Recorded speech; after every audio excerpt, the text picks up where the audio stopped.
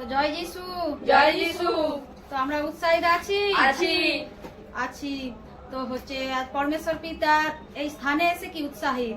তো উৎসাহিত কি আগে কি আমরা অনেক কষ্ট দুঃখে ছিলাম, তো এখন কি প্রভুর স্থানে এসে কি উৎসাহিত আছি, কেননা প্রভু আমাদের সর্বদা সঙ্গে সাথে আছেন। তো আছেন তো আছে। আছে বলে আজ প্রভু যিশু কি আমাদেরকে সেই সাহসের কি আজকে মানে সাহসের আত্মা দিয়েছে।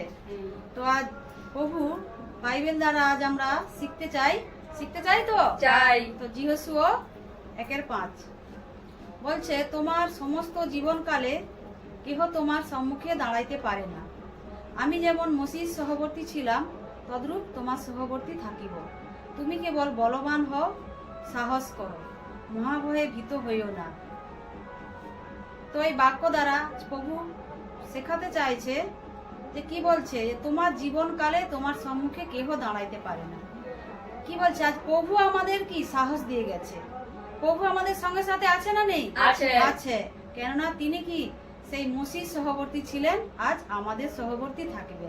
কেননা আজ বাক্য দ্বারা আমরা বুঝতে পারি মসি বলতে কি তিনি তার তখন কি শিষ্যদের সাথে ছিল, তেমনি আজ আমাদের সঙ্গে সাথেও কি আছে না নেই? আছে বলে কি আজ আমরা প্রতিটা মুহূর্তে কি সাক্ষী হয়ে দাঁড়াই, আশীর্বাদ দেখতে পাই।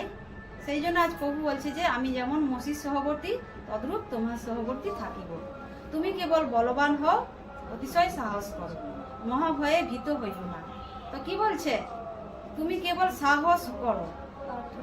তো কি আমরা কি সাহস কোথা থেকে পাবো? প্রভুর কাছে কি প্রার্থনা করব। এই মণ্ডলীতে আসলে সাহস পাবো না পাবোনি? তো ঘরে বসে থাকলে আমরা সাহস পাই না। কেননা এই মণ্ডলীতে আমাদেরকে আসতে হবে, তার দেহের সঙ্গে জুড়ে থাকতে হবে, বাক্যতে মজবুত থাকতে হবে, তবে আমরা কি বলবান হব, তবে আমরা সাহস পাবো না পাবোনি? পাবো। কেননা প্রভু আমাদেরকে কি বলবান করেছে, সাহস করেছে। তো আমরা কি ভীত হব? না, ভীত হব না। তো প্রভু আমাদের সঙ্গে সাথে আছে, আমরা কি কোনো মতেই কি ভীত হব না। তো এতটাই বলবো। জয় যিশু। জয় যিশু।